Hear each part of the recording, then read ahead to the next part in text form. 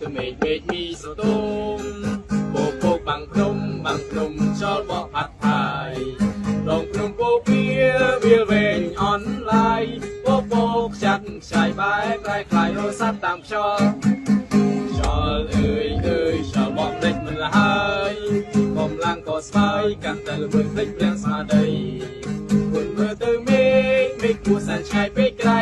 ចិត្តខ្ញុំអាឡ័យស្រពន់ពេកប្រមាណក្រុមទាហានខំដើរដេកដោយដងព្រៃភ្នំអាវុធតូចធំដងទុកទួលតនឹងសត្រូវដៃកាន់កំភ្លើងនាំគ្នារត់ចូលសំដៅបត់ខ្មាំងអីលើត្រូវតែយើងដំដាំយកជ័យនេះបានមកពីទឹកចិត្តឋានខ្លា